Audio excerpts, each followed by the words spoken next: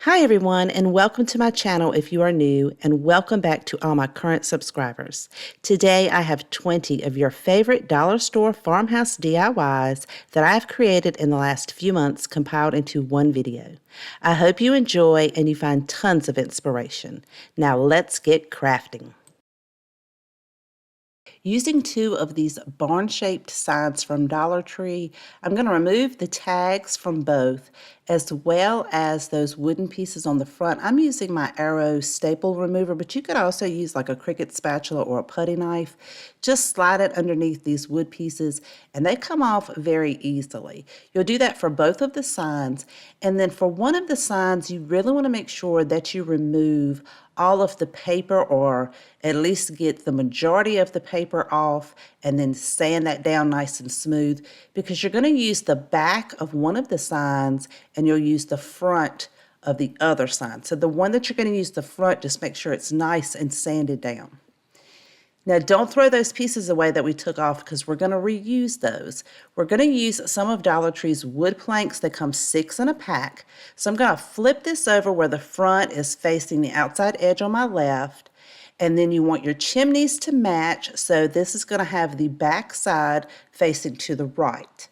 Take one of those planks and hold it up to the peak at the very top where the roof meets.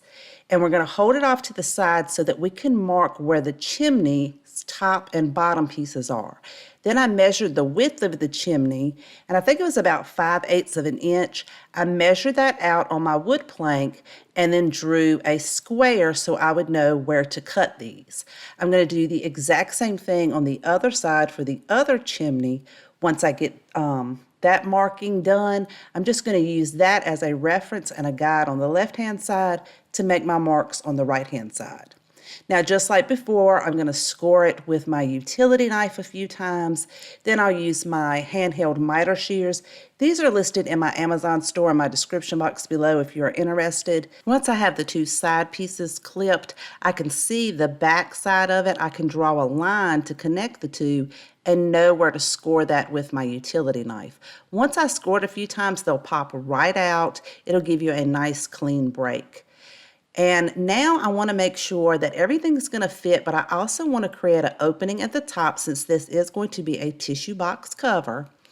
I'm going to measure out, it was about 2 3/4 of an inch to 4 1/4 of an inch off of the edge. And then I measured down how wide I wanted it to be. And then I just drew my rectangle out and did the same thing as I did on the sides by scoring it and then using my handheld miter shears, and then continue to score it until I'm able to just pop that piece out. Once I have that out, I do go over all of these pieces with some sandpaper to make sure they're nice and smooth.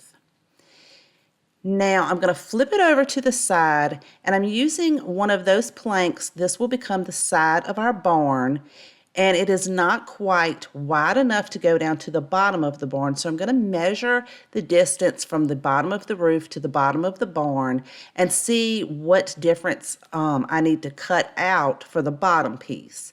So I just cut that the exact same way I did the top pieces. And once I know everything's going to line up, this is how it's going to look once we put it together.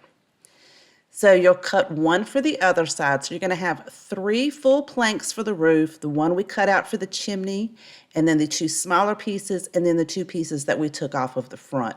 Now I'm going to go over all of these with a antique wax water mixture. It's more or less 2 parts water, 1 part antique wax. And I'm going over all of those, including the sides and the front and the back on everything, with a lint-free cloth. Set those to the side and let everything dry. Now I'm going to take 2 full planks for the side walls of the barn, as well as painting both of those front pieces of the barn in chalk paint. This is White Cottage made by Faux, and it will take a couple of coats on the barn and just 1 coat on those wood planks. So now that everything has dried for those 2 pieces, we're going to set everything to the side except for one of them. And we're going to use some of Dollar Tree's craft sticks. They come 100 in a pack.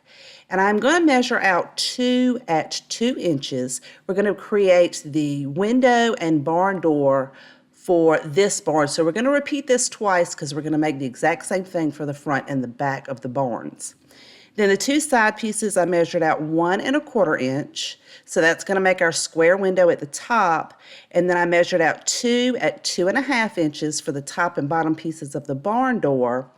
And then 2 at 2¼ inches. Make sure that's nice and squared up before you lay your cross pieces over. Hold those in place and make your marks for where you need to cut out your corners. So I just laid it in the bottom left-hand corner up to the top right-hand corner. Use those handheld miter shears to cut those angles out. And then I'll repeat that for the other one, except I will make a marking in the middle so that I can cut this into 2 separate pieces and everything will sit flush. When we get it all cut out, it won't be overlapping the original cross in the barn door. So once you have everything cut out, if you need to trim any excess off, you can do that now. Just make sure you have everything squared up before you go over and sand each one of these with some sandpaper. So I created the exact same design for the other side of the barn. And once I have everything sanded, I'm going to remove them from the barn, but lay them out exactly the way they need to go back. I'm going to go over all of these with that antique wax water mixture and allow everything to dry. For the barn faces, because we cut those small pieces on the side, I want to create a border for the bottom of each one of these barn faces. So I'm holding that small piece up and I'm going to place some painter's tape right above it so I can have the same width going around from the front and the back. And I'm going to seal that in with some white chalk paint so I don't have any bleed through. Allow your white chalk paint to thoroughly dry, and then I'm going to apply a couple of coats of that water wax mixture, allowing it to dry in between each coat. Then once those dry, you can remove your tape and you have a beautiful crisp line, and it is the perfect width as those bottom pieces. It's going to create a gorgeous border. Now I'm going to take all my pieces and just lay them on the face of the barn so I can make sure that I have everything centered, lined up, and that everything's going to fit. Now because I decided to go in and make that border at the bottom, I realized I know my side pieces at that top window are going to be too tall, so I end up cutting about 1/4 inch off. So actually those side pieces at the top window should be about 1 inch. Once I have everything lined up, centered where I want it to be, I'm going to attach each one of these using hot glue, and I'm starting from the bottom and just working my way up. Now you do not want to glue that top piece with the little chimney part on yet. We're going to do that later on. I was just using this as a guide to make sure everything is centered. Now I can take my barn pieces, have my chimneys facing towards me with the barn doors on the outside. We're going to start with that bottom side piece. I'm using E6000 as well as some hot glue. I'm making sure I don't mix the two. That hot glue is going to hold it temporarily. That E6000 is going to give it that permanent hold. Hold that in place until the hot glue sets. Then I'm going to turn it over on the side and we can attach the white plank for the side wall of the barn. Again, we're going to do that with the same concept with the E6000 and the hot glue. Then I'm going to very carefully rotate it over to the other side, and then I can attach the wall on that side, making sure everything is straight and lined up, and I am making sure that I'm putting everything flush to those outside edges. Then we can add that bottom piece on, and then we can start on our roof. So I'm going to attach the full plank piece right below the chimney with E6000 and hot glue. Set that up. Make sure you have the same amount of spacing on each side for the overlap. Then we can add our piece where the chimney pieces go down into and the opening for our tissues. And then we'll repeat this on the other side of the roof. Once we have those in place, we can go and add those decorative pieces back to the front. This is strictly optional. You don't have to do that. It's just as pretty without it, but I thought it just kind of gave it a little bit more of a finished touch. And then once I have those on there, you can stop right then, but I wanted to add some trim to those outside corners. And I'm using some of those same craft sticks. I'm going to measure all of these and cut them down so the side piece will go underneath that roof line down to the bottom. And then I'll have this front piece go from the bottom up to the top of the roof line. This is going to cover all of those corners, and it's really going to give it more of a high-end finished look. To make the chimney pieces a little bit taller, I'm taking one of Dollar Tree's tumbling tower pieces, marking that and then cutting that down. I've now stained it all with my wax and water mixture, as well as painted those little pieces in the front so that when I put those craft sticks up, you won't see those, as well as I have painted those chimney pieces. It's just going to make everything blend in really well. I'm only going to secure these down with hot glue.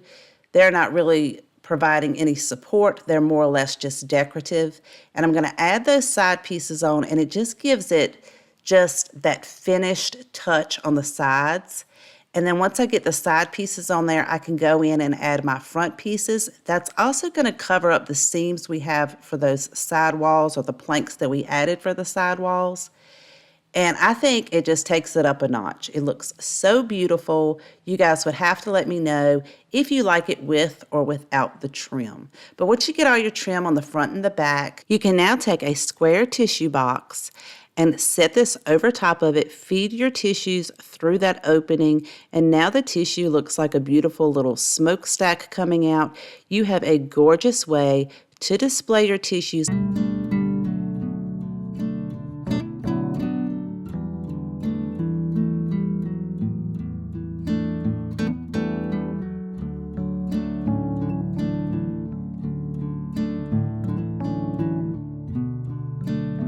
I'm using 3 of these metal pails from Dollar General. They were $1 a piece. I bought these last year, so hopefully they'll be carrying them again this year.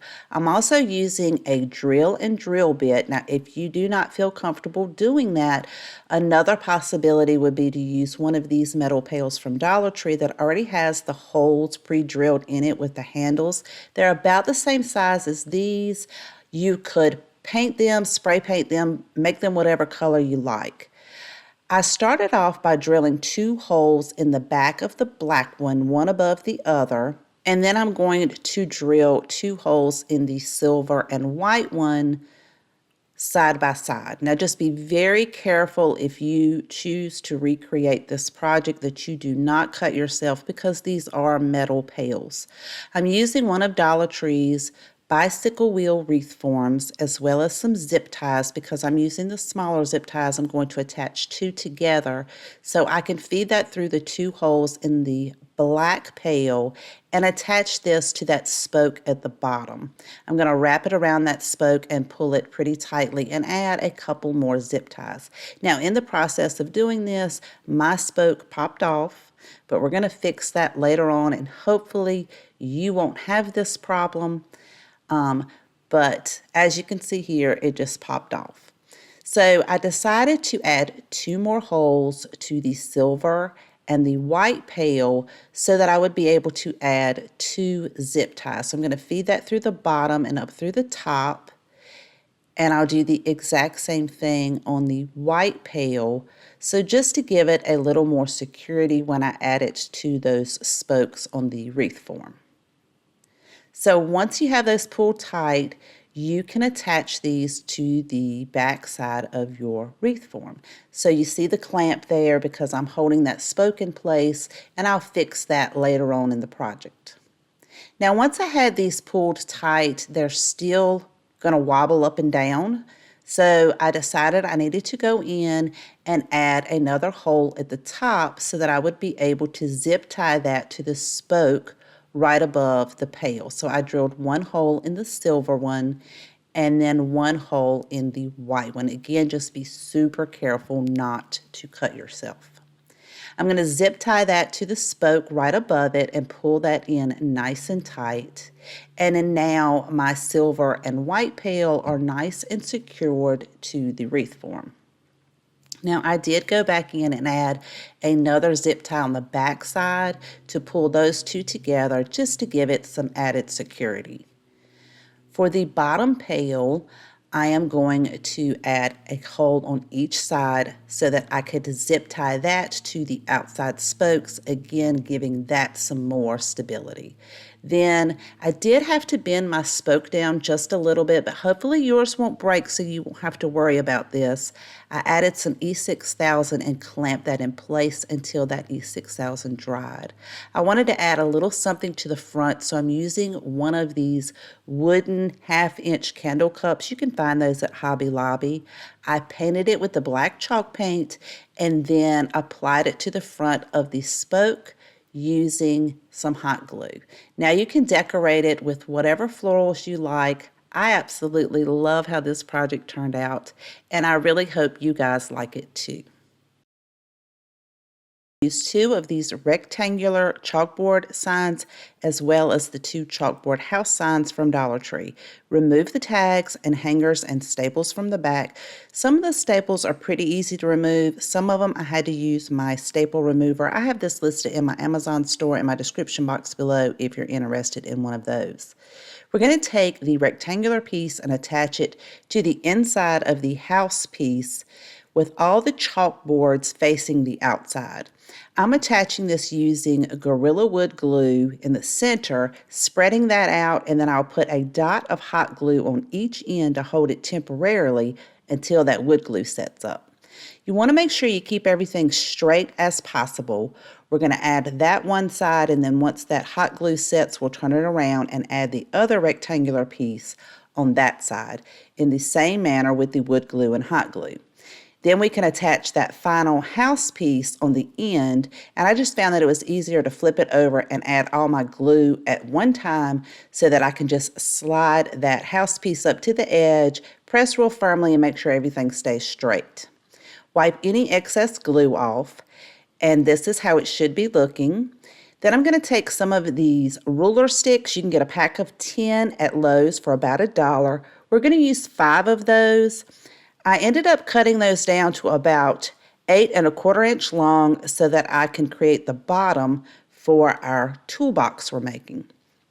Now, the 5 will be too many, so you're going to have to cut one of those pieces, trim it down.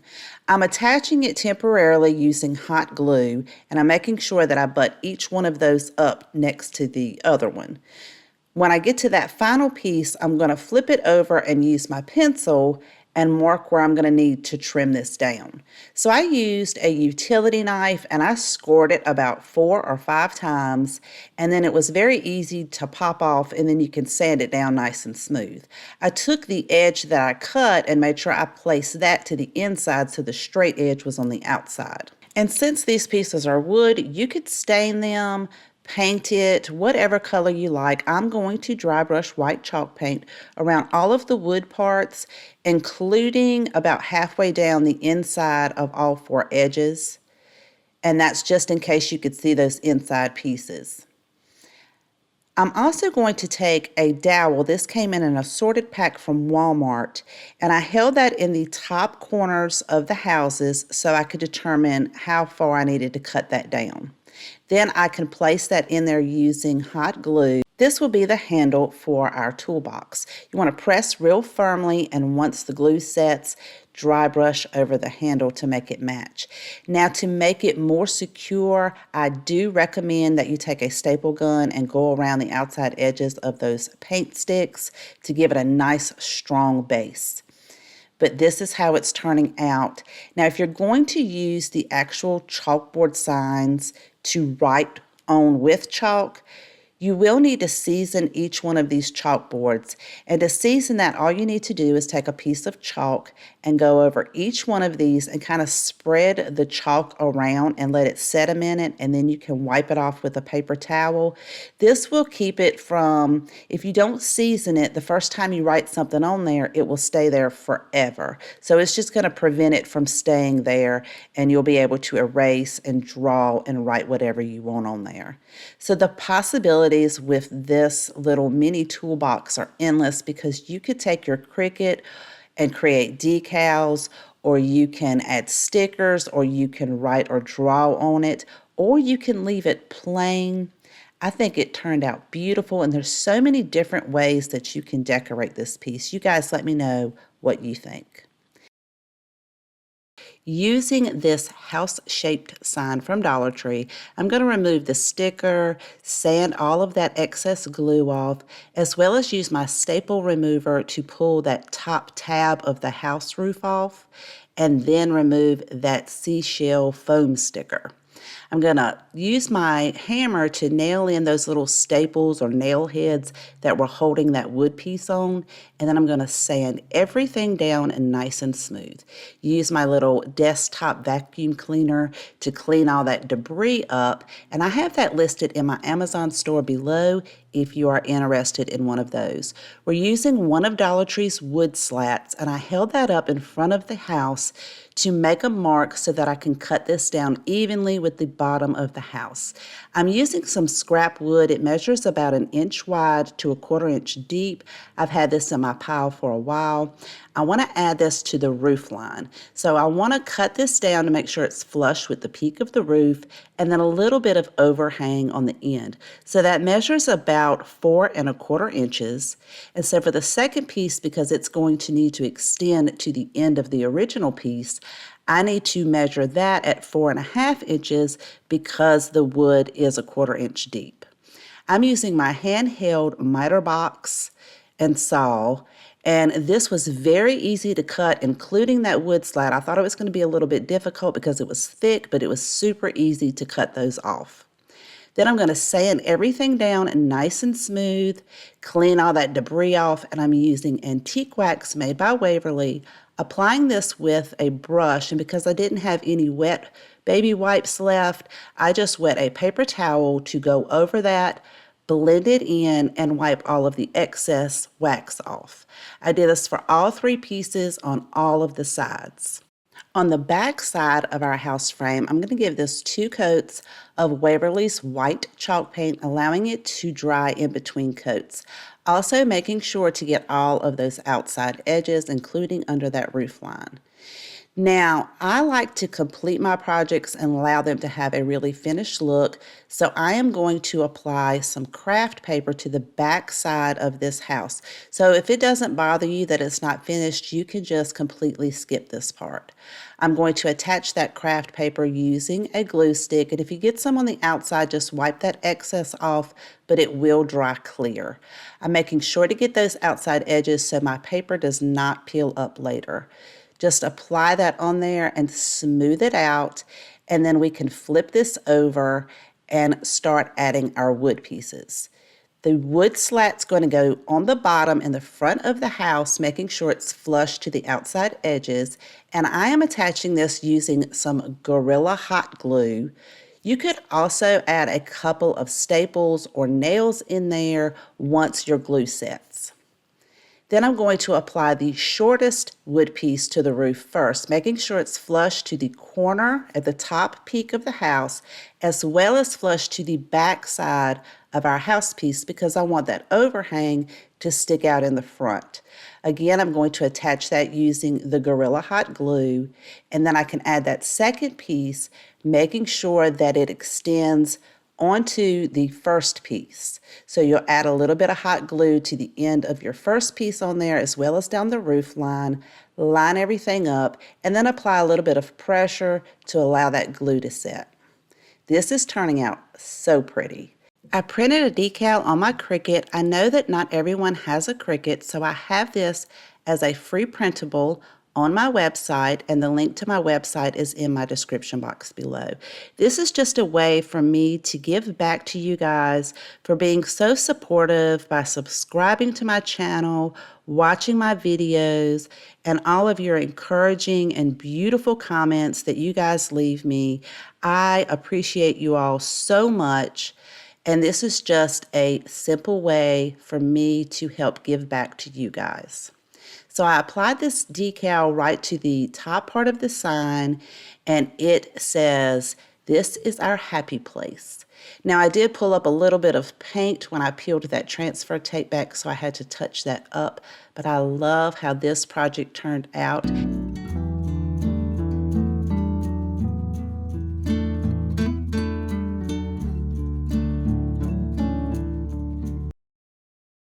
Round sign from Dollar Tree. I have never seen these in my Dollar Tree before. Let me know if this is something new, if you have seen them in your Dollar Tree before. I'm going to create a stain using acrylic paint in the color Nutmeg, which is about a tablespoon, and then about 2 drops of burnt umber and a 1/2 cup of water. And I'm going to shake that really well. I added the burnt umber because the nutmeg is a little too orange. I wanted to add a little bit more depth. I went over this entire piece, especially around those letters. You want to get in all those nooks and crannies of the letters with this stain mixture. So now that it's dry, it's kind of darkened up a little bit. I also did the back and the outside edges. I'm going to very carefully, using an artist paintbrush and black chalk paint, go over just the top part of the welcome word. And this is turning out so cute. I can't believe it was only $1.25.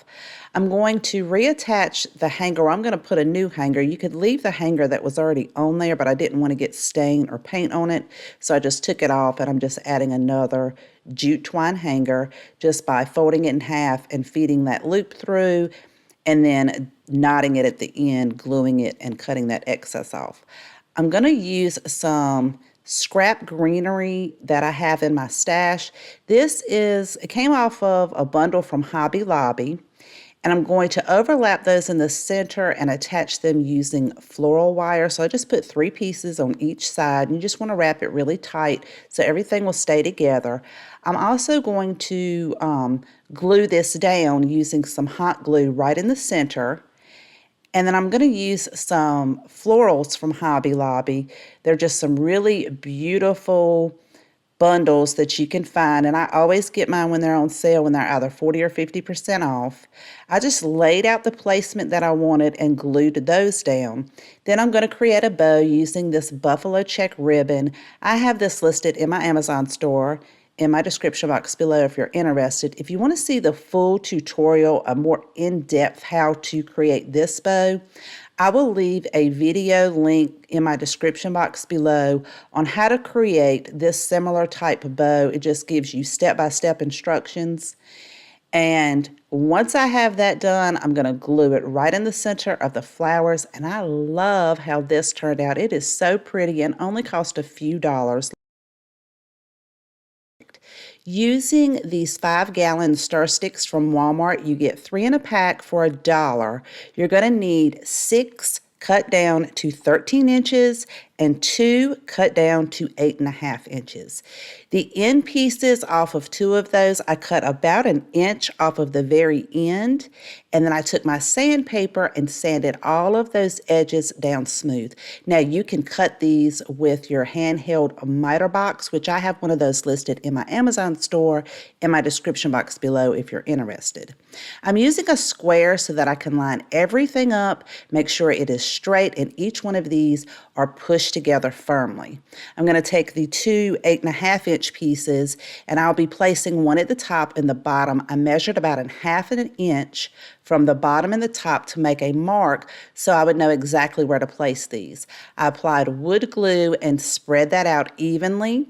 Then you can place it where your 1/2 inch mark is at the bottom part of your paint stick, and then leave your 1/2 inch gap at the top.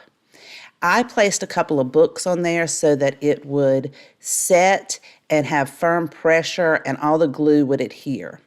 Once the glue has set up, you can stain this, paint it, whatever color you like or whatever stain you want. I'm going to do a very heavy white dry brush distressing, and I'm going to go over this entire front piece as well as those sides. So if you've never dry brushed before, you just dip your paintbrush into your paint and then wipe it off of the ends on a paper towel, and then you go over your piece.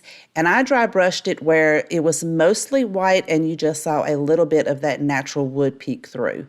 Now I'm going to take one of these Dollar Tree lock stickers as well as those 2 end pieces and give those a coat of black chalk paint. Now I found this gorgeous fabric in the Crafter Square section at Dollar Tree. It has some very beautiful designs on it. And I'm going to be using this metal chicken. Now yes, mine looks a little distraught because some hand soap spilled out of the bag all over it, and it kind of just ruined the, I guess, galvanized paint look they had on there. But I'm just going to use this as a template, this project. So once I decided exactly which design I want to cut out, I'm going to place the metal chicken underneath my fabric, make sure everything's kind of lined up and everything's going to look good from the front side, and then I'm going to carefully flip that over, realign it so that I can take an extra fine tip Sharpie marker and trace this out on the back side of the fabric. Just take your time and carefully go around each nook and cranny on this chicken. Then I decided to go ahead and cut it out with a little bit of excess to make it more manageable as I'm cutting it. This does take a little bit of time, but if you're just really careful, take your time and twist the fabric around, you'll be able to cut out this gorgeous chicken design. Now, once we have this cut out, this is so pretty. I am loving this so far. And our barn door has dried. We're going to attach our fabric onto the center of the barn door. I am using Mod Podge to do this and a very soft, dry brush to apply the Mod Podge. You want to apply an even layer everywhere that your fabric is going to be. And I find it's easier to center up your fabric and then pull half of it over, apply that, smooth it out, really press those edges down to make sure that it's going to adhere to the Mod Podge, and then lift the other side up and start in the center where you left the other side off. Press that down. Again, make sure you press those edges so everything seals. And even though this was a chalk paint that I painted it with, Mod Podge does leave a little bit of a different sheen. So I decided to go over the entire front of the piece except for the fabric. I did not go over the fabric with the Mod Podge. I did this so that it would all have one consistent sheen. Then we can add those two ends of those paint sticks as hinges on the side and the door lock. Now, if you can't find those stickers at Dollar Tree, you can use one of the tumbling tower pieces as a door handle. That would be just as cute. I'm going to attach all of these using hot glue. And if you want to hang this on the wall, you can just add a hanger using some jute rope on the back. I love how this project turned out, and there are so many gorgeous projects that you can create using this beautiful fabric from Dollar Tree. Shape sign from Dollar Tree, remove that styrofoam sand dollar and sand that down. Leave the trim piece on there. I'm going to give this 2 coats of white chalk paint on the entire piece except for that trim.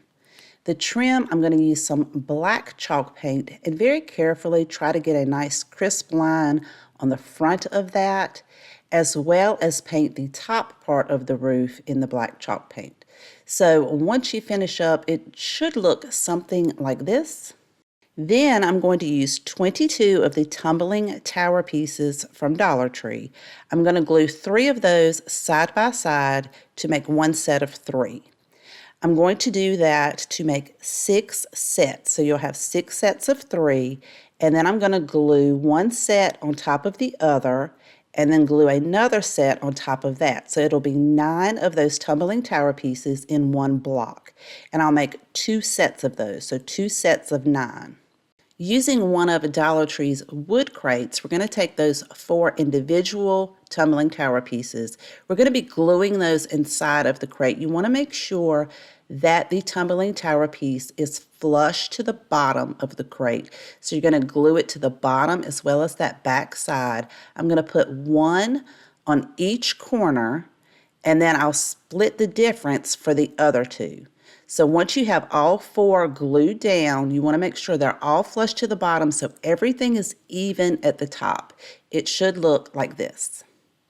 Now make sure you remove all those glue strands, and we're going to give these all a coat of white chalk paint. And I did paint that crate inside and out, including those tumbling tower pieces on the inside. So it should look somewhat like this. I'm using one of Dollar Tree's puzzle pieces just as a guide so that I can trace this out because I want this to look somewhat like a birdhouse. So I'm just going to trace that out and then use my black chalk paint to fill that in. You could also use a Sharpie, but since I used the chalk paint on the roof line, I wanted the finish to match. Using one of these quart paint stir sticks, these come from Lowe's. This is the exact width of the lines on the crate. So I'm going to use this as a guide to create lines on the birdhouse. So it'll have nice even spacing just like on the crate. And I'm going to do this all the way to the top as well as on the sides. I'll just use a smaller craft stick to go on those sides and draw the lines and make sure that they're even with the lines on the front.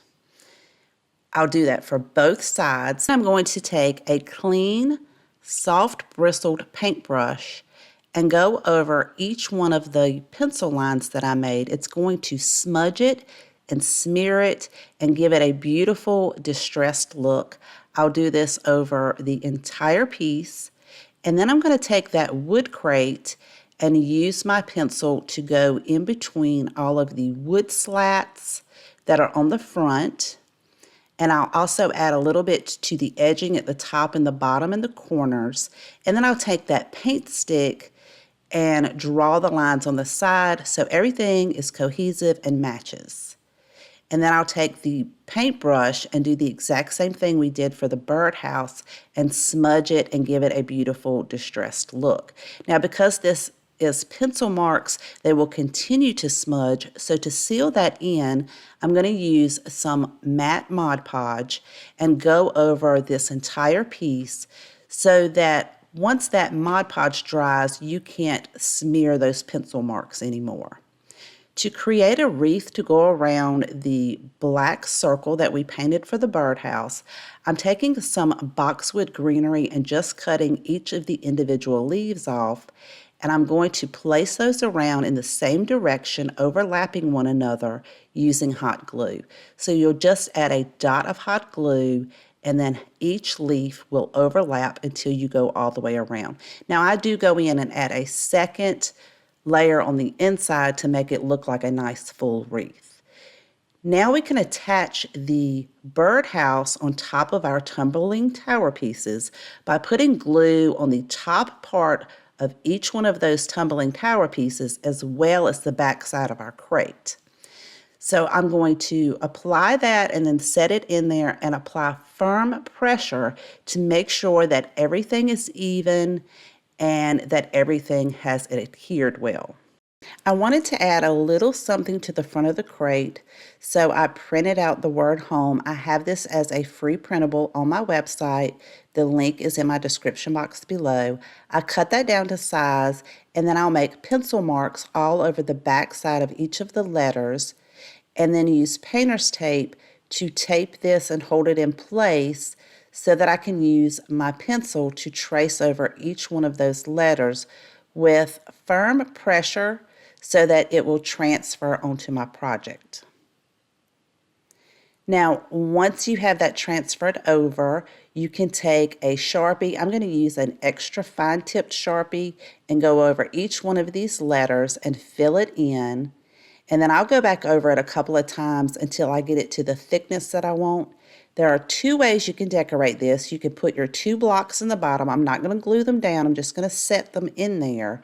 And you can use 2 of Dollar Tree's small terracotta pots. You could put herbs in those or artificial flowers, but those blocks are going to give it the perfect height so that you'll be able to see it over that crate. Another way that you could decorate this instead of the terracotta pots and the blocks is just to put whatever type of greenery you want inside of the crate. With 7 of the tumbling tower pieces and a square edge. I'm going to line these up so that I can create a block with these 7 pieces. I'm attaching them using Gorilla Wood Glue. So you're just going to put one edge flat square into the inside square, and then we will attach the other 3 to each other and to that one. And it'll make a little more sense here in just a minute. So you just want to, I'm using the square to make sure everything stays straight and flat. We'll attach those 3 together, and then it is attached to the end piece. And then we're going to attach the other 3 together and attach that to those 3 pieces. And then wipe any excess glue off that oozes out from the sides, and then we're going to take 7 more tumbling tower pieces and create the exact same set, but we're going to flip it over where we start off with the 3 on this side and then you have the 1 on the end. It's just going to give it more of a secure hold. Wipe all your excess glue off and then set it to the side and let it dry. So it's going to look somewhat like this. Using the square wood planks from Dollar Tree, I'm going to use 2 of those. They come in a pack of 6, as well as some regular craft sticks from Dollar Tree. Now these aren't long enough to go all the way across the top of our square. I'm using my handheld miter shears. I have this in my Amazon store, and that link is in my description box below if you are interested in one of these. You can cut these down, 2 of these down straight and line them up that way, but I feel like if you cut it at an angle, it makes it a little bit more seamless of a look. So I just adjusted my miter shears to cut it at an angle, and I'm going to cut the 2 end pieces at the same angle so that when I match them together, to me it just seems a little more seamless than if they're straight up and down. So once I know my angles, I am going to make a mark at the edge of each side of the square so I can cut those straight down. Once I have those cut and I know that everything's going to line up end to end on our square, you're going to want to create another set of 3. So you're going to want another one for the top of this one and then the top and bottom of that. And you can use those as a template to cut those out. Once I have all of those cut out, I'm going to very lightly go over these with sandpaper to make sure all the edges are smooth, and then I can attach them using hot glue. So I'm going to go ahead and attach the tops and bottoms on both of these square planks, making sure they are flush to the outside edges. Then for our side pieces, the craft sticks will be long enough that we will only have to use one of those on each side. So I'm just going to cut the rounded tip off of one of the ends, and then I can hold that in place to make my mark to know where to cut it so that it will sit flush in between the pieces that we've already glued down. Once I know that they're going to fit, then I'll glue them down. I always like to test it to make sure it's going to fit properly before gluing it down, and I'll do that for all of the sides. So now we have this beautiful trim work around both of the planks.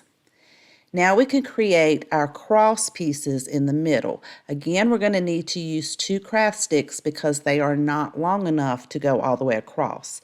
So I'm going to line the 2 overlapping each other, and then I can make the marks for my angles in the corners as well as the mark on one of the sticks in the middle.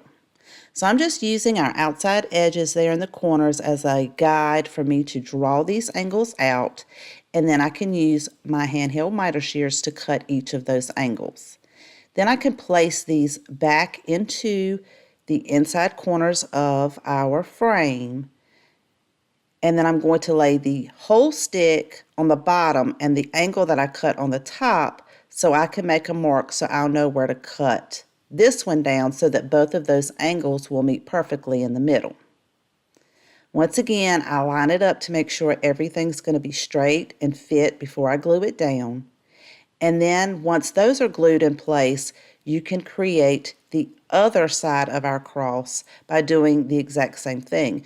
You'll hold one of them up to the top corner, make your angle, and then go ahead and cut that out. Then you can hold it into the angle and make your mark where you need to cut it so that it will sit flush with the cross that's already in there. And then go ahead and repeat this for the other end, making sure everything's going to line up straight as you go across. And then once you get all those cuts made, lay it out. Make sure that your X or cross now looks even all the way across. And then you can glue that down. And I'm going to repeat this exact same process for our other wood plank.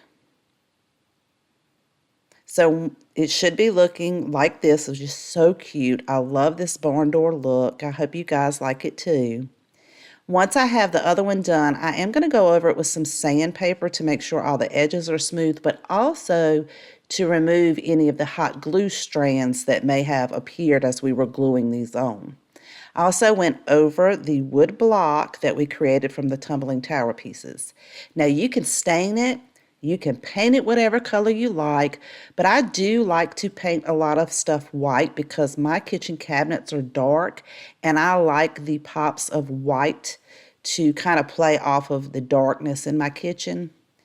Now you can leave it just like this, but I'm going to distress mine a little bit with some antique wax going around all of the edges, including the cross or X right there in the middle. And I did make sure I painted the back side of these and the entire block that we created from the tumbling tower pieces, because you will be able to see the back side of our planks here. So if you haven't guessed already, we are making a napkin holder. I'm going to flip it over to the side, and I'm using E6000 since now this is painted, it's not bare wood. I'm going to use E6000 and a little bit of hot glue to hold it temporarily. Then I can set that piece up, making sure it's flush to the outside edges as well as the bottom.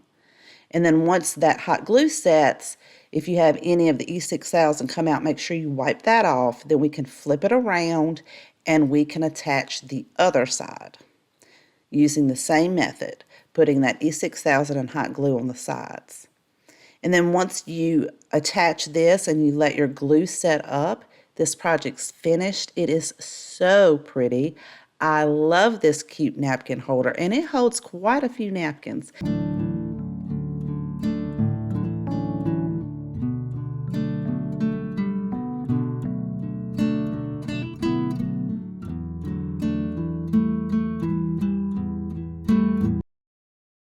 Dollar Tree's cutting board signs. I used my staple remover to remove those thumbtacks. I have this listed in my Amazon store, and my Amazon link is in my description box below if you are interested in one of those. I took some sandpaper and went around those outside edges because they were pretty rough. And then I'm going to take some white chalk paint, and after the second coat, I realized that some of the lettering on the sign was sort of indented, and I didn't like that, so I decided to go ahead and remove the paper from the front, and that was fairly easy to remove. Then I took some sandpaper and went over the entire front of this to remove some of that extra paper. It did still leave some texture to it, but that's okay. I cleaned all that debris up, and then I gave it 2 coats of my white chalk paint, and that gave me a much better finish that I was looking for. So once that completely dries, because this is going to be in a kitchen, I'm going to apply a coat of matte Mod Podge to not only the sign in the front, but as well as the backing. So I want to keep that backing, that wood grain look. So I'm going to go over that with a thin layer of Mod Podge just in case moisture gets on it. It will protect and seal this sign in. And I did allow that Mod Podge to dry for several hours. I created a decal to go on the front of the sign, and I found this beautiful design on Cricut Design Space in their Access subscription. So if you have Cricut Design Space Access, then you can go in and get this beautiful decal, and the center of it is blank. So I added the word recipes in there, but how beautiful would that be to add your last name or someone else's last name and give this as a gift? Now, if you don't have a Cricut, I have this as a free printable on my website, and the link to my website is in my description box below. You can print this out in PDF and attach it to your project with some Mod Podge, or you can transfer it and trace it out onto your project. Because the thumbtacks were not in the outside corners originally on the Dollar Tree sign, I did add those back, and I did use my hammer just to hammer those in to create new holes. Now you can set this on one of Dollar Tree's picture holders, place it to the back, and this is the perfect size to hold a cookbook, a recipe, or even your tablet or iPad. And it's such a beautiful piece that you can leave out on your counter all the time. These 4x4 picture frames from Dollar Tree. Now, when you remove the backing, it has 2 sets of glass in it. We only need to use 1 piece of glass per frame. So you could set those other 3 extra pieces of glass to the side for maybe a project later on down the road. I'm going to paint the front part of the frames, not the backing, just the front, the entire sides of it, in 2 coats of white chalk paint, and I'm going to do that for all 3 signs. So I made sure I got that inner rim as well. I'm going to set those to the side for just a moment, and we'll be using this pattern wall tile for this project. Now, each one of these squares for this particular pattern are perfect for the size of glass that's in our frame. So I'm going to cut that in half, going by the design in the middle, and then I'll cut each one of those in half, so you'll have an extra one left over. So you could create 4 if you have an extra frame. I'm going to attach these to the glass using E6000 because I didn't think that the self-adhesive would be enough to make it stay in place. So I'm just going to add that E6000 on there just to make sure it doesn't move around. And then I'll let the E6000 set up for just a couple of hours. Once that has set up, I'm going to take 2 of them and give them 2 coats of white chalk paint. Just make sure you get all those divots and indentions and you get it fully covered. Once that has completely dried, it should look something like this, and it really brings that pattern out. For the third one, I am using Waverly's chalk paint in the color Ocean. I gave it 2 coats, and it is a gorgeous blue color. Using one of Dollar Tree's small sponge applicator brushes, I'm going to dab that into my white chalk paint and then wipe it off a little bit on a paper towel to kind of get it level on the actual sponge itself. And then I'm gently going over all of the raised parts on the pattern on this wall tile. And it just looks so gorgeous already.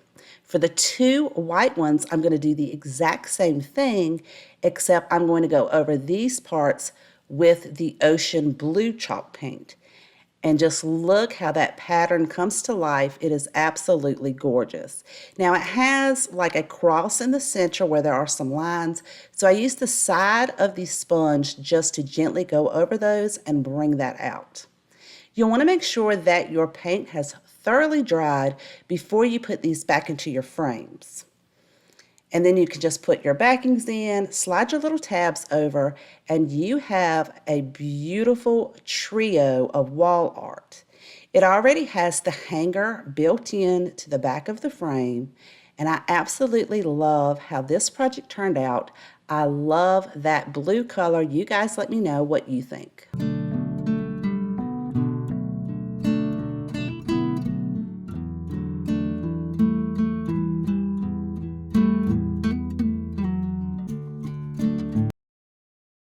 I'm using one of Dollar Tree's wood rounds. It measures 11 3/4 of an inch, as well as this self-adhesive wall tile. Now, you can cut this with your scissors, but I thought that I would get maybe a straighter cut or a more precise cut if I used a utility knife to go around this. And then I'm going to pull that from the adhesive backing, because once you cut that out, the backing is not going to stick to it. So I'm going to attach this to the wood round using some E6000.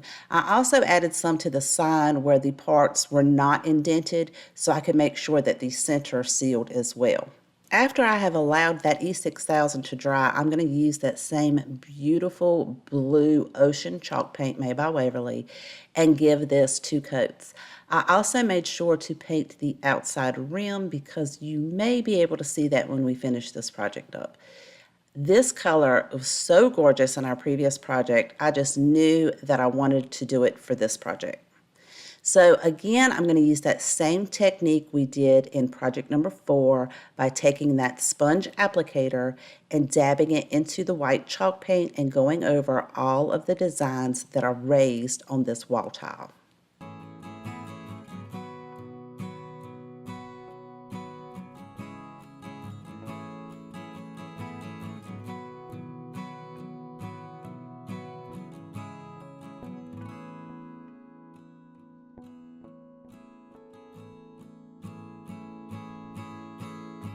While that paint is drying, I'm going to work on the frame itself. I'm using one of Dollar Tree's pizza pans.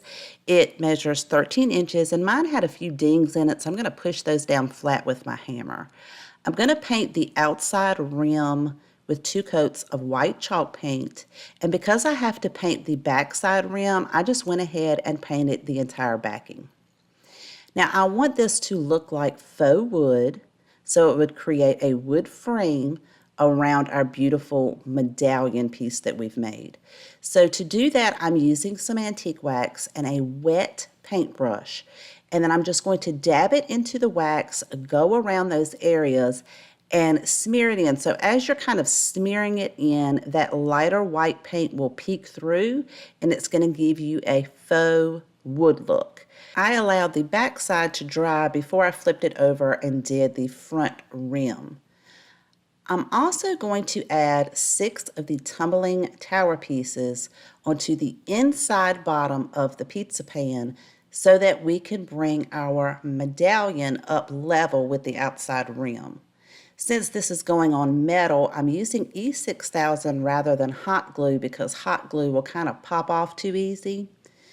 So I'll just push those in place, and once that E6000 set up and the antique wax has dried, I can add E6000 to the top of each one of these tumbling tower pieces and then center up that beautiful medallion right in the center, and you have a gorgeous faux wood frame on the outside.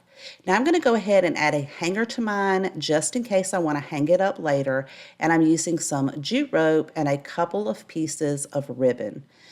I'm going to use E6000 for that permanent hold on the back and attach the ends of the jute rope, and then I'll add a little bit of hot glue that's just going to hold that jute rope in place until the E6000 sets up, and to reinforce it I'm going to add the ribbon on top of that. Now you can hang it on the wall, or you can set it in one of Dollar Tree's plate frames or picture frames. I think this one turned out even better than I imagined in my mind. I hope you guys like it too. This gorgeous DIY jewelry box that I found at Family Dollar for $3. It measures about 5 7/8 of an inch across the top, and it's about 3 7/8 of an inch tall. Now, the bottom drawer does open. The top drawer does not because the lid opens up, and that has the opening for that top drawer. The first thing I'm going to do is flip it over upside down and then take a pencil and trace around where the lid and the box meet. And this is going to provide a marking for us to add some wood to because we're going to be removing the top of this jewelry box. So it has the cutest little hinges. I'm going to remove those and set them to the side. I'm not going to use them for this project, but of course I'm going to keep them just in case I need to use them in another DIY later on. We'll set that aside for just a moment. I'm going to use some of these 12-inch ruler sticks that you can find at Lowe's in a pack of 10 for $1. We're going to be using 4 of these. I'm going to cut down 5 1/4 inch, and then from that I'll cut a 3-inch piece. So you'll have a 5 1/4 inch, a 3-inch, and then we don't need the handle part. You're going to cut down 4 of these. And then I used sandpaper to make sure that I sanded all of the cut ends nice and smooth. Then, using some spackling, I'm going to fill in the holes on the back of the jewelry box.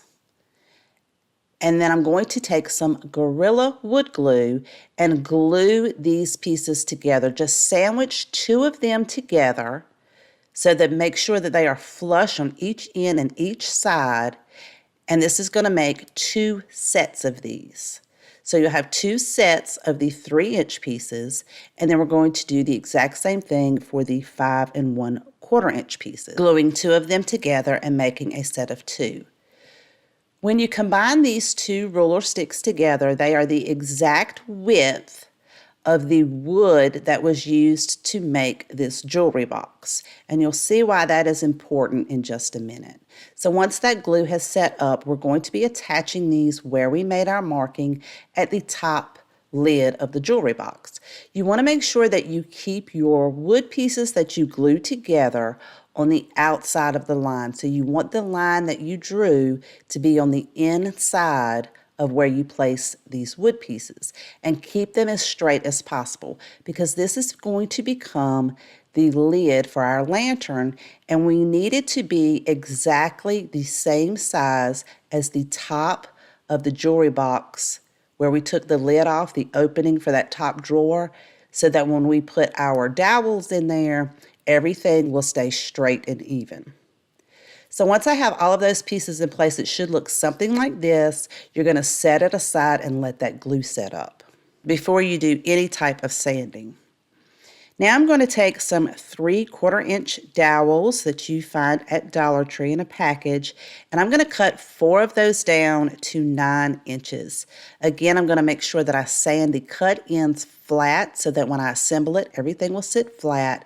And I'm using the wood glue and applying it to one end of the dowel as well as on the side so that I can put this in the corner of the top of the lid of the jewelry box we just made. Keep everything straight and let that wood glue set up. So once it is set up, we're going to fill in all of those cracks with some spackling because I want a nice smooth finish on the lid. And I did that for both sides, allowed it to dry, and then sanded it down nice and smooth. I also took that same fine grit sandpaper and went over the entire jewelry box because it does have some rough edges on it and some rough wood. So I made sure that everything was sanded down smooth. Then I'm going to take a barbecue skewer from Dollar Tree. We're actually going to need 4 of these. And I'm going to cut those down to 9 3/8 of an inch. You want it a little bit longer than the dowels that you put on the lid. To paint my piece, I'm using Waverly's Antique Wax, applying it with a wet paintbrush, and then going over it with a wet paper towel to blend it in. And I'm going to do this for the entire pieces that you see there, the 4 barbecue skewers, the lid, as well as the jewelry box. Now you can paint yours whatever color you like. You can stain it with wood since everything's all natural wood. I chose the antique wax because I like the aged look that it gives once that it's dry. So now everything has dried. We're going to assemble our piece together, and I'm going to use some hot glue in each corner of the top of the actual jewelry box so that I can set the top of our now lantern down in there, push all of those dowels to the corner and hold them tightly and make sure they're straight so your lantern will be straight. So it should be looking like this. I just like to take my hairdryer and remove any of the glue strands. Then we're going to take 2 of the cut down barbecue skewers, and you're going to have to bend them just a little bit since they're taller than the lantern to get that to slide in there. And we're going to form an X on the back side of our lantern. I'm going to hold that in place using some hot glue, and I'm going to be hot gluing each end to the inside of the dowel that we have for our lantern. So you'll just put a little bit of glue there, hold it in place, and let that glue set up before you do the other end. So it should be looking a little bit like this. You're going to have them glued to the bottom on the inside of each dowel. And then you can repeat that at the top, again, gluing it to the inside of the dowel. It's going to form this perfect X. So that when we take our other 2 barbecue skewers and we're going to add those to the front of the lantern in the exact same way, it's going to form the exact X. So everything will meet exactly in the middle. And if you're looking at it straight forward, you'll only be able to see one X. So you kind of want everything to line up. And adding an X in the front is optional, or adding it in the back. You could just add it to one side. I wanted it on both sides. Then I'll take my hairdryer, go over it, remove any of the glue strands, and this one is so beautiful. I love how this one turned out. Now it's pretty narrow, so I'm using one of Dollar Tree's LED candles. It measures about 5 inches tall, and it's about 2.5 inches in diameter, and it fits absolutely perfect inside of this lantern. I absolutely love how this project turned out. It is so pretty, and you could actually store like little mini batteries in that bottom drawer. We're using this cardboard container from Dollar Tree. We're going to remove the lid. We don't need it for this project. And I am using Waverly's chalk paint in the color Truffle to paint the inside and outside of the top rim as well as the bottom, and then a little bit on the outside of the bottom. We're going to be covering this with one of these self-adhesive wall tiles. Now, they do carry these at Dollar Tree if you are lucky enough to find them in various different patterns. I was able to find mine at Family Dollar, so if you have a local Family Dollar, you can actually get them for $1 a piece rather than $1.25. Now I want mine to go up and down so that it looks like wood. So I measured the height of the container and it was 4 5/8 of an inch. And then I drew that out on the back of the tile and cut that down with my scissors. Now I'm going to go ahead and cut 2 of these at that same width because it's not going to be enough to wrap around it. So we will have to piece it together. Now I'm going to take the cut end and put it at the bottom because it kind of opens up a little bit. I wanted the sealed end to be at the top. I'm going to start where the seam is already on the container and then peel that film off of the back, and it has a sticky adhesive side. Then I can line that up with the seam and then work this around the container, pushing it down and making sure it sticks. Now if some of the pieces don't want to stick, you can put a little bit of hot glue under there. Then I measured the difference from what I needed to cut on the other piece. Mine ended up being about 3 1/2 inches. So then I can just start where I left off to fill that space in. Now I did have to hot glue the end because those pieces kind of separate from the adhesive backing. So I just put a strip of hot glue in there and it sealed it up perfectly. Now I thought, how cute would this be to make it look like a wood barrel? So I'm taking some black grosgrain ribbon from Dollar Tree, and I'm going to hot glue this around the top portion, leaving a little bit of a gap, and I only hot glued it in periodic spots. I didn't hot glue it all the way around. Then I can add the same ribbon to the bottom of this container in the same manner with the hot glue. And I just thought this would be so pretty and kind of give it that wood barrel effect.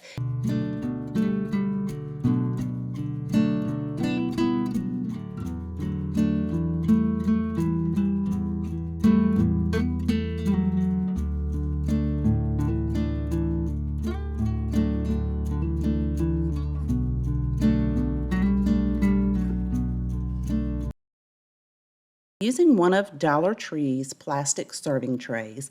This one measures 14 inches by 6 5/8 of an inch. Using white chalk paint, I'm going to give it 2 coats just on the outer edge of the rim as well as a little bit on the bottom. I painted the outside edges, but I did not paint the bottom itself. So now that my paint has dried, I am going to use that same self-adhesive wall tile pattern to put this in the bottom of the tray. I just held it in place, determined where I needed to cut that down, and then I'll do that for the ends as well. By doing that, I'll just hold it onto the bottom and kind of determine where I need to trim that, and then I can cut it down. I went ahead and removed the self-adhesive backing, so I just had the top part of it. And I'm going to trim that down to fit to make sure it is nice and flat and it doesn't buckle up. And then I'm going to add some hot glue to the bottom of the tray and then just attach that in there. I thought this would make a beautiful brick pattern rather than a wood look. So once I have that in place, I have mixed 2 parts of white chalk paint with 1 part water and shook that up really, really well. Then I'm going to use one of Dollar Tree's chip brushes to dab that into the paint. Then I'm wiping most of it off. I'm going to gently go across it to give it a whitewashed look so that when I am finished, it will look like whitewashed brick. I did make sure to get down into those joints where it would look like the brick met each other. And you can make this as dark or as light as you like, but I love how this turned out. It is so pretty. So now that it has dried, I'm going to make some handles using some nautical rope from Dollar Tree. I cut that down to 7 inches, and then I'm going to hot glue the ends so that they don't come apart. I cut 2 of those down. I'm going to attach them on the bottom side of the tray, kind of at an angle going up so that it will loop around. And I'm using just some hot glue to hold that in place. So of course you wouldn't want to pick your tray up by the handles. It's just for decorative purposes. I'll do that on both sides, And as simple as that, this project is finished, and I love how it turned out. It is so pretty, and you can decorate this in so many different ways.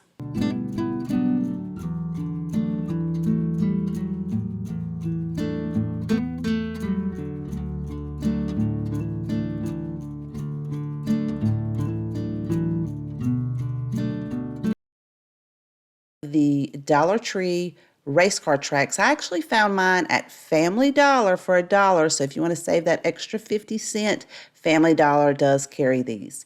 I'm going to go over each of these race car tracks with some sandpaper, fine grit sandpaper, to remove some of that sheen so my paint will adhere better. I'm using one of these Dollar Tree wood round decor pieces that's pretty thick, and it measures 4 1/8 of an inch round. I did go around the outside of that with some sandpaper to smooth those rough edges down. Now they already have holes in the ends of the racetracks, so I'm going to line mine up on top of the wood round, use my pencil, and make a mark in where those holes are so that I can pre-drill, so I'll be able to place screws. I'm not going to go all the way through my wood. I just pre-drilled it so that I would easily be able to add these screws in there. So I'm just going to screw that into place, and then I will flip that around, and I'll make sure that it touches the first part of the racetrack so the ends butt up together, and it should look something like this. Then I'm going to take the other racetrack and place it on the opposite side and fold it around so that I can use my pencil to make the markings for that. So this is just going to overlap the top of the first one. So this was just temporary so I can make those markings. I'm going to take that racetrack out so I can pre-drill the holes and paint these pieces first. I did take some spackling to fill in that very large hole just in case you could see it when the project is finished. So once the spackling dried, I sanded that down, and I'm going to give the racetracks as well as that wood round piece a coat of black chalk paint and allow that to dry. Then I can reassemble it just like we did originally by screwing that into those pre-drilled holes, and then I'll add that second track overlapping the first track and screwing that down. Everything's going to be touching, those racetracks will be touching each other in the center. So it should be looking something like this. To hold the two top pieces together, I'm going to add some hot glue on the first racetrack and then kind of glue that second one right on top of it and hold it in place. Then I'm using one of these wood rounds. This came in a package from Hobby Lobby with several different various shapes in it. I'm going to use the circle as well as a 1/2-inch candle cup from Hobby Lobby that I just had on hand. I gave these a coat of the black chalk paint, and the wood circle is going to be setting on top of where all of the racetrack pieces meet together. So I hot glued that onto the racetrack and held it in place, and then I hot glued the candle cup to the top. Then I felt like it just wasn't sturdy enough. It was just a little too flimsy. So I decided to remove the candle cup and add extra screws to the racetrack. So I'm adding the screws closer to the outside of the wood circle at the bottom like this, and I'll do that for all 4 pieces. That's going to kind of flatten it a little bit more at the bottom and make the racetracks a little more circular. For the smaller wood piece, I'm going to take a 1-inch screw and screw that down in the center so that it will attach to the bottom wood piece, and that's going to make it very secure. Then I pre-drilled a hole in the center at the top of the 2 racetracks so I could add a 3/4-inch screw from the bottom up. This is going to hold the top part of the racetracks together. And because I'm going to be placing the candle cup on top, I wasn't too worried about putting that screw in from the bottom, but I am going to go ahead and put some hot glue on there just in case that candle cup pops off. You don't hurt yourself with the screw tip there. Then I took some spackling and filled in all of those holes where I drilled the extra screws. That's going to cover it up. I let it dry, I sanded those down, and then I touched up all the areas that needed to be repainted, and then I can hot glue my candle cup back to the top. Now you can decorate this in so many different ways, like with one of these beautiful Dollar Tree candle holders that holds a votive candle or one of these beautiful candle holders, or you could just place a regular LED candle inside of there. And I love how this project turned out. It actually turned out even better than I imagined. It looks very modern farmhouse. If you are enjoying today's projects and you haven't done so already, I would love for you to stick around and become part of our community here at Country Lily DIY Decor by clicking on that subscribe button right below this video. To all my current subscribers, thank you so much. I appreciate each and every one of you. And if you'd like to visit me on my other social media accounts, all those links are in my description box below. Project, we're using these stove burner covers from Dollar Tree. They come 2 in a pack. For this project, we will be using the smaller one. We're also going to use this metal home sign from Dollar Tree. Once I remove the hanger, I'm going to fill in that hole with some plastic wood putty filler. You could fill it in with caulk or wood filler, whatever you have on hand. Allow it to dry and then sand that down smooth. We're going to head outside and use Krylon Fusion paint and primer in one in the color metallic copper. We're going to give the stove burner cover 2 thin coats on each side, and then using Krylon Fusion's all-in-one paint and primer in the color matte black, I will give the metal home sign 1 coat just on the top. Once this has dried, we're going to flip it over, and on the outside rim of the stove burner cover, I'm going to use one of Dollar Tree's sponge applicators. Dip that into some black chalk paint and then go around just the rim of the cover. Once that dries, we're going to attach our home sign to the center of the stove burner cover using E6000, and that's going to give it a nice permanent hold since both of these are metal pieces. And then I'm going to add just a couple of dots of hot glue to hold it in place until that E6000 sets up. Once I have that centered and it is pressed firmly and it's not going to move, I'm going to flip that over and create a hanger on the back using 2 pieces of black ribbon, some hemp cord, E6000, and I'll place the ends of the hemp cord into the E6000 and then add some hot glue at the top and bottom of each side, and then apply the ribbon over top, and this will give it a nice strong hanger on the back.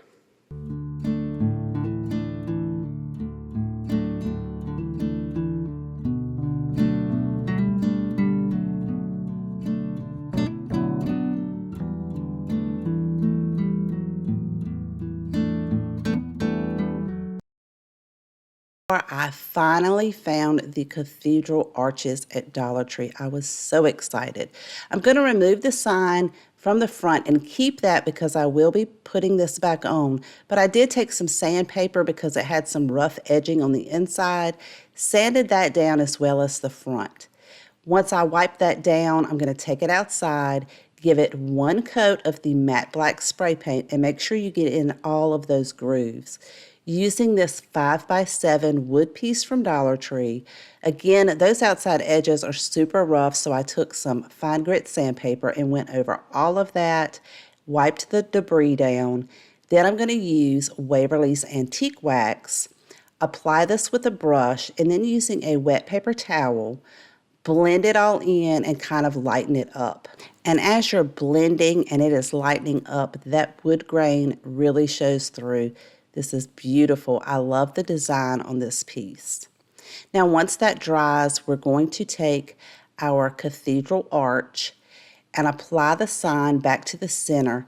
Now, it only had 1 little dot of hot glue, so I made sure to apply a little bit more glue and get it centered and secured so none of the pieces pop up. Then this has corners at the end and then the second set of corners. We're going to attach our arch on the outside edges of each of those corners. And I'm using E6000 to make sure it stays, and a little bit of hot glue just to hold it temporarily. Line it up with those 2 corners and press firmly and keep it straight. So it's going to look something like this. Then using a glass votive candle holder from Dollar Tree, you can get that in a pack of 4 for $1.25. And then I'm using some greenery that I already had on hand. This bundle came from Hobby Lobby. I cut a couple of stems off and I'm going to overlap them and then bend them around to make a circle or kind of look like a wreath to go around the bottom of our votive. To hold it together, I'm going to use some floral wire and wrap it really tightly as I'm overlapping them.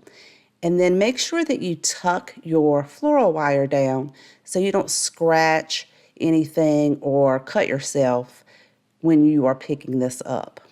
I'm going to continue to do that on the other side, and then some of the pieces that are kind of sporadically laying around, I will overlap them on the other pieces and just use a small piece of floral wire to hold it together. Then I can set my votive candle holder down in there, use one of Dollar Tree's LED votive candles, and then set this on top of our beautiful candle holder.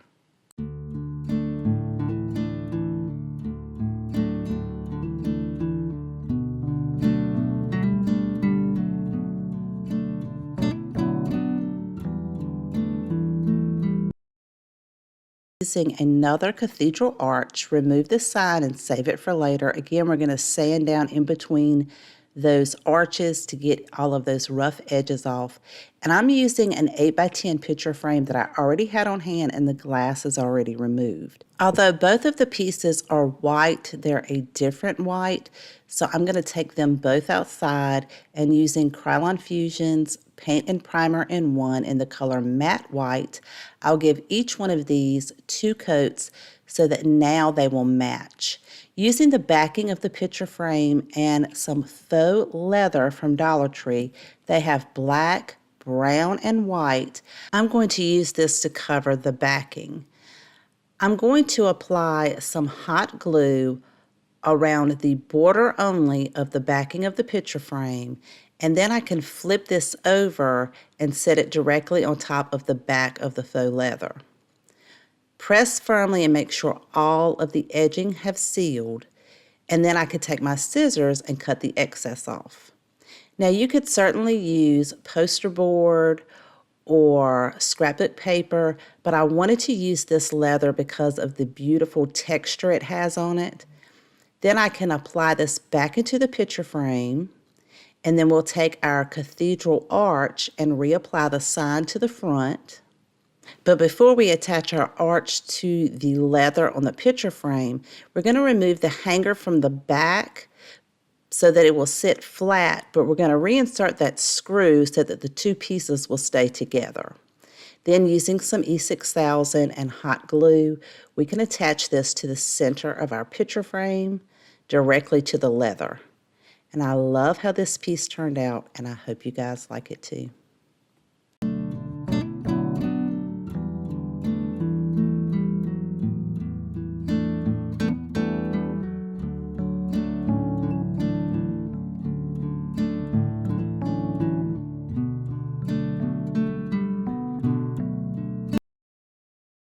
Three of these house-shaped decor pieces. The one in the center came from Family Dollar at Christmas time for $1, and the other 2 came from Dollar General for $1.50.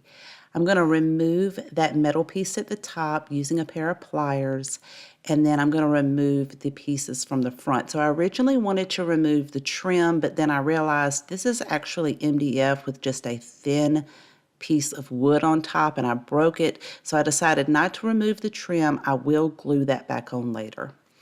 I'm going to remove all the other pieces from the other 2 signs, but do keep that rectangular piece that was on the smaller sign. We're going to use that later on. I made sure to sand over all the pieces to get them smooth and remove that debris. And the smaller sign, I'm going to give 2 coats of white chalk paint. Don't forget to get those sides and the bottom. And one of the larger signs, I am going to give that a coat of white chalk paint, but I'm going to go over top of that in just a minute. For the third sign, I am going to give this 2 coats of some beautiful moss green chalk paint. Don't forget to get the inside of those hearts, and I'm going to allow that to dry. Now the first one that we painted white, if you've watched my channel for a while, then you've seen me use this technique where I add antique wax and then use a wet wipe or a wet paper towel to kind of blend that in and go in one direction to give it a faux wood grain look. So this is the colors that I like to use: black, white, wood, greens, but please feel free to paint yours whatever colors you like or whatever colors your home decor is. Don't forget to get those outside edges so everything looks nice and clean and cohesive. I'm going to set that to the side and let those dry. And I'm using 3 of these command hooks. They're clear plastic backings and these silver hooks. I wanted mine to be black, so I painted those with 2 coats of black chalk paint. And I also painted all 3 roofs on the houses in black chalk paint. So this is how they look now that everything has dried. Because this is chalk paint, I'm going to go over those hooks with a layer of Mod Podge to seal that in and keep that paint from chipping off. Now once those have dried, we're going to attach these houses together. I'm using a straight edge so I can make sure everything at the bottom stays in line. The one in the center has a lip at the bottom, so I'm going to rest that onto the bottom 2 of the other signs, and then the roofs will touch at the top. So you don't really need to go all the way across the bottom with hot glue. I'm not sure what I was thinking, but I added that to the bottom as well as the roof. I do recommend that you add some E6000, something with a more permanent, stronger hold than just hot glue. Then I decided to go back in and add more hot glue to the back to make sure everything is secure. And to give it a nice finished look, you could always paint the back white. Now, I'm not going to put the sticky pieces on these command strips because I'm not going to reuse them. I want them to stay there permanently. So I'm going to hot glue each one of those at the bottom edge in the center of each one of the houses. Then I've created a decal. Again, I'll have this as a free printable on my website in my description box below. To place that on the rectangular piece that we originally took off of the smaller house, then I can hot glue this back into place at the center towards the top. And you can hang these up with some of the picture hanger command strips and place those on the back of the houses. I love how this project turned out. I hope you guys like it too. Off by using 6 of these wood cubes with the drawer inserts from Dollar Tree.